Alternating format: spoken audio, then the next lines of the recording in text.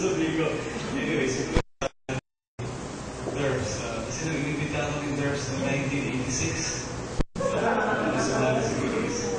pala yung Biggies. Anyway, what can I say? Habang tinitignan ko yung slide presentation, medyo nagkaroon ako ng konting nostalgia dahil yung mga taong nakita ko, just to mention a few names, I will not talk about Biggies, but the lives of people that have been touched by Biggies. The first person that comes to my mind is Steve. Kilala si Steve. Okay, si Steve used to be used to be a drug addict. Okay, bukas kotse or whatever you name it. And then because of Biggies, or because of the way he was touched, nasan si Steve ngayon? He was part of the EDSA revolution, and he's now a soldier. Saan siya naka-assign ngayon? He's a very successful soldier. He was promoted, he was given a medal or something because of his involvement in the military. And this is one. I can think of Dave Pizarro.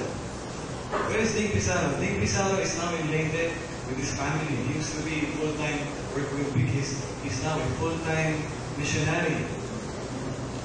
So working in different parishes in Leyte. I remember also Toto Pineda. Toto Pineda was full-time also with Biggies.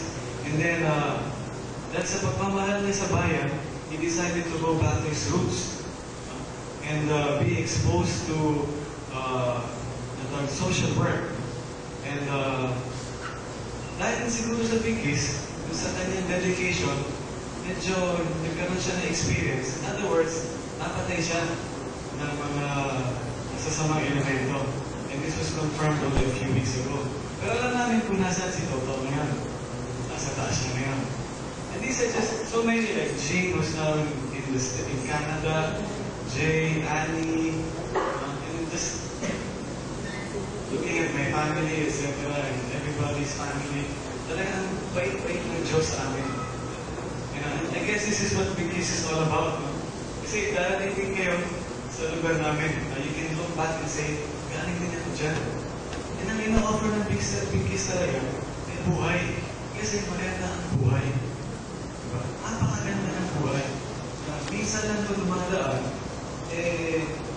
pagbutihin natin. And let us cherish that. And ang buhay sa mga samahan tulad ito. Through Christ na sinasabi ni Dirk. So yun ang siguro ang konting masasabi ko. Nabuhay si Kristo sa Biggies sa mga buhay ng mga tao for the past 30 years. Na sana, as the song went, medyo ma-pass on natin sa mga darating panahon. So maraming salamat sa inyo lang.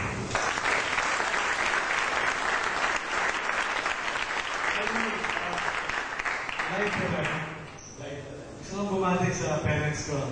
So, ayun yun. Sa father ko, Daddy.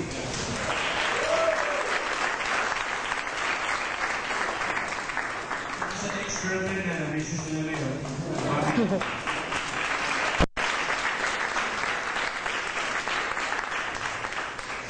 Gusto ko rin talaga ibig sabihin ng buhay sa akin ngayon. Gusto ko pakilala yung wife ko, si Agnes.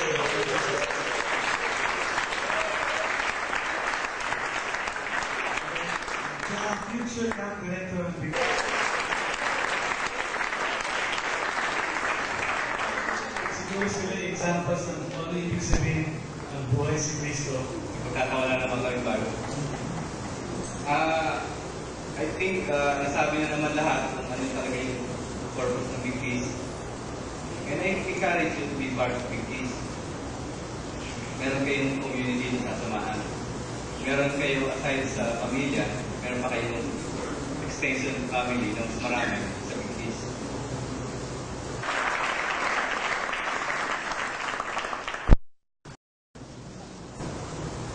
Tawagin ako dito sa harapan.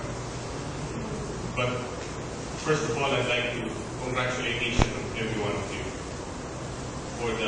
from what I'm told, the Camp de Poas is one of the best camp, if not the perfect camp at this stage tonight. So I think each one of you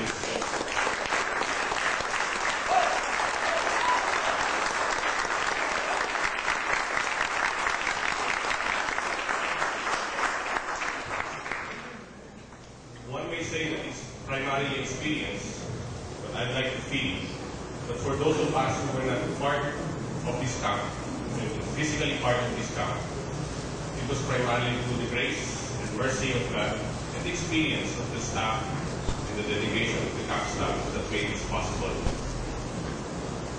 Secondly, it's primarily the willingness of each and every camper to really be a part of this camp. So, kagalakan, kasiyahan na nakapta ninyo sa camp ay nagawa ng pagtutulungan, ng pagkakaisa, ng pagkakabigkis-bigkis sa anumang gustong gawin natin. And for this matter, it was the camp. Sa Shineri Popot at Shineri Tony, siguro isa na lang parte ng may dadagdag pa. And this would be the nature of the work that we have here. Big Kiss is not primarily limited to Manila. Big Kiss is also operating in another name in other countries. Kung meron pupunta sa inyo sa Cebu, sa Bacolod, sa Dumaguete, sa Iloilo, o miskin na sa Ormoc, meron din tinatawag doon na kampan ating trabaho. Hindi nga lang pangalan Big Kiss, pero tawag naman doon na Young Life.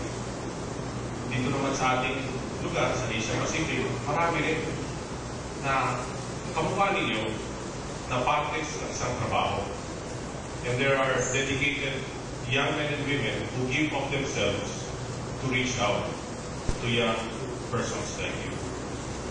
So as we commemorate the 13th year anniversary of Big Kiss, hindi tayo isang maliit na ministry lamang.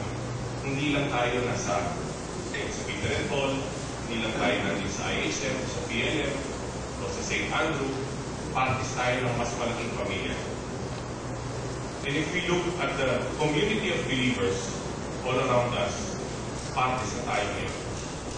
Each one of us can be proud in saying that we are sons and daughters of the Father in heaven. And this is just one way whereby Big Kiss can be an instrument of the Lord's work here in Manila in this case. To the staff, to the volunteer leaders, to you campers, and as we face the 13th year anniversary of Big Kiss, I'd like to say, thank you, Lord. Congratulations to each one, and may this all be to the glory of God. Thank you.